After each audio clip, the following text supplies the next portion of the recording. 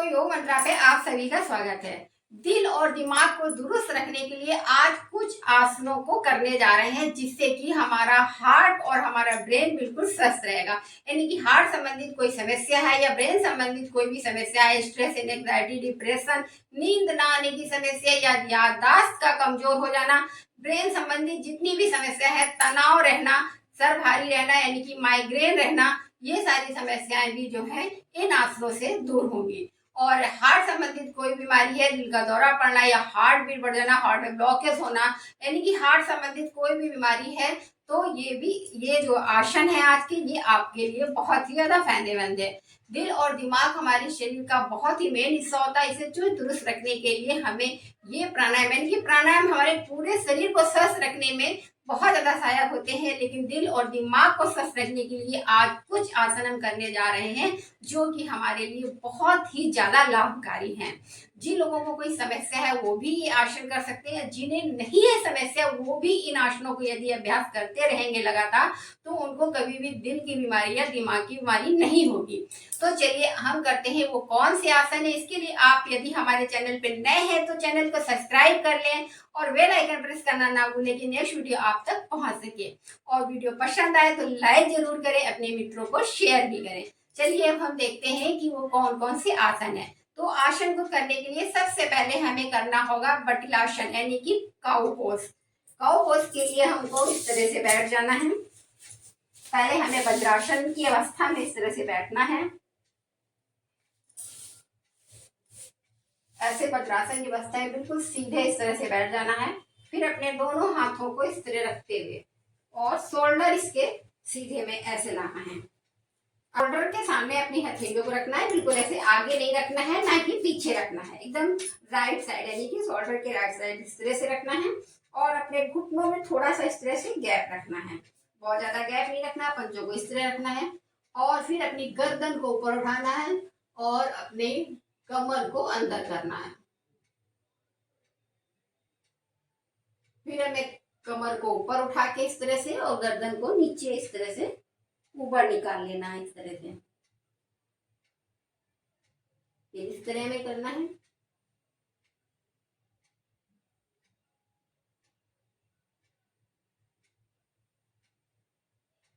कुछ सेकंड के लिए आप इस तरह से होल्ड करें, श्वास छोड़ते हुए इस तरह से अपनी कमर को अंदर करें और गर्दन को उठाएं। श्वास भरते हुए इस तरह से अपने शोल्डर को ऊपर उठाएं, यानी कि ऊपर अपना निकालें और गर्दन को नीचे करें। इस तरह से आप 5 बार इस पोज को करें। तो ये भी आपके लिए, ब्रेन के लिए भी और हार्ट के लिए बहुत ही ज्यादा फायदेमंद है। फिर इसके बाद हमको करना होगा भुजंगासन। भुजंगासन भी हमारे चेस्ट के लिए, हार्ट के लिए बहुत ही अच्छा होता है। इसके लिए हमें सीधे इस तरह से उल्टे होकर लेट जाना है। फिर अपनी हथेलियों को इस तरह से अपने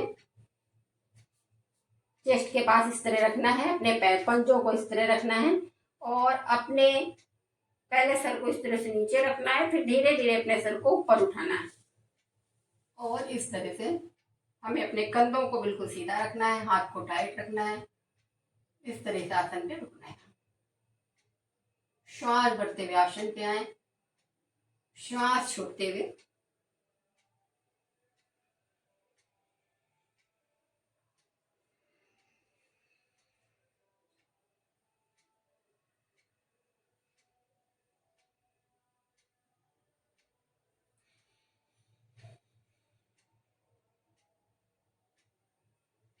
इस आसन को आप 1 मिनट तक होल्ड कर सकते हैं तो आप 1 मिनट तक होल्ड करके रुकें, और यदि 1 मिनट नहीं होल्ड कर सकते हैं तो 30-30 सेकंड के लिए 2 बार इसे कर लें। फिर इसके बाद आप करें सेतुबंधासन। उसके लिए सीधा लेट जाएं, इस तरह से अपनी हथेलियों को अपने ऐसे हिप के पास रखें और अपने घुटनों को इस तरह मोड़ दें।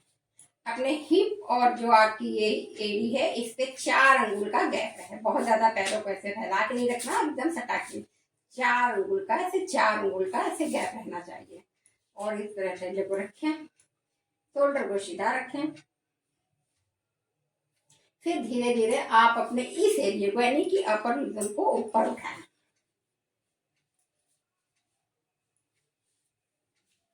जितना आप ऊपर उठा सकते हैं उतना उठाएं।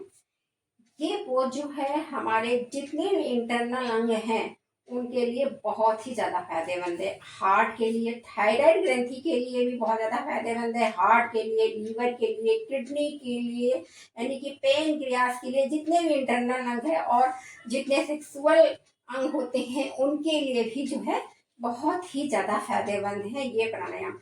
प्रोस्टेट की समस्या जिन्हें होती है वो भी समाप्त होती है, या हमारी माताओं को, बहनों को जो इस तरह की समस्या हो जाती है, कोई भी बेबी की मतलब यानी कि गर्भ नहीं ठहरता है, या कोई पीसीओडी की समस्या है, या मासिक धर्म की समस्या है, अनियमित मासिक धर्म है, या ज़्यादा आता है रक्तस्राव, कम आता है, कोई भी समस्या है तो ये सारी समस्या ये आसन करने से दूर होती है।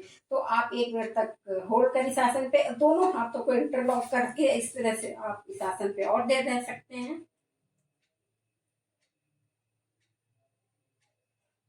फिर धीरे धीरे सांस छोड़ते हुए बाहर।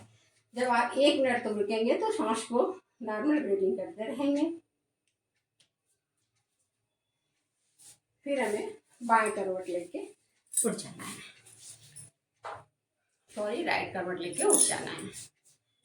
फिर इसके बाद हमें करना है अधोमुख श्वानासन। अधोमुख श्वानासन भी हमारे लिए बहुत ज्यादा पूरे शरीर के लिए यानी कि सर से लेके पैर तक जो है इस आसन को एंगेज करता है, और ये आसन हमारे ऊपर से लेके नीचे तक के सभी अंगों के लिए बहुत ज्यादा फायदे हैं। हमारे बालों के लिए, चेहरे के लिए, आंखों के लिए, पैरों के लिए, थाई के लिए, कॉफ मसल्स के लिए, हमारे कमर के लिए, ये बहुत ही ज्यादा फायदेमंद है ये आसन अधोमुख श्वानासन। उसको कैसे करते हैं, इसके लिए हमें इस तरह से बैठ जाना है।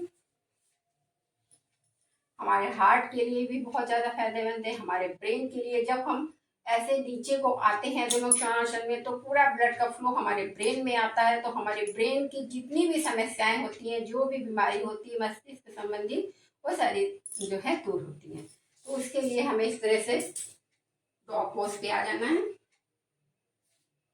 फिर धीरे धीरे अपने ऐसे पंजों को रखना है इस तरह से, और धीरे धीरे अपने घुटने को ऊपर उठाना है और अपने सर को नीचे लाना है।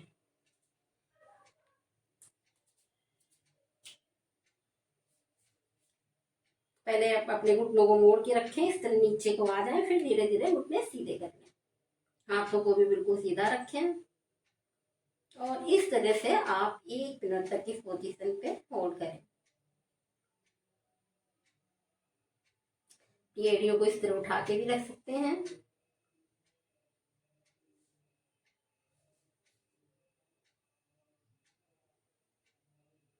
इस तरह से आप इस पोज पे उनके नॉर्मल ब्रीदिंग करते रहें।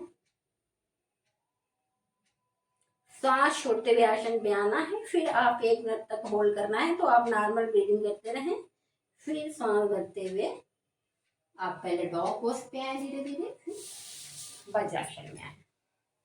इस तरह से यदि आप ये चारों आसन करते हैं तो देखेंगे ये आपके ब्रेन के लिए और आपके हार्ट के लिए बहुत ही ज्यादा फायदेमंद ये आसन है। वैसे ये आसन जो है और भी रोगों में बहुत ज्यादा फायदेमंद हो रहते हैं, क्योंकि ये जो भी आसन होते हैं वो एक चीज के लिए नहीं होते हैं, बहुत सारे शरीर के अंगों में उनका इफेक्ट पड़ता है, उनका प्रभाव पड़ता है, जिससे कि उसमें जो भी हानि हुई होती है या कोई बीमारी होती है तो धीरे धीरे सही होती है। लेकिन आज हम दिल और दिमाग की बात करते हैं, तो ये जो आसन थे तो हमारे दिल और दिमाग दोनों के लिए बहुत ही फायदेमंद है। तो इनको आप करें, स्वस्थ रहें और निरोग रहें। धन्यवाद।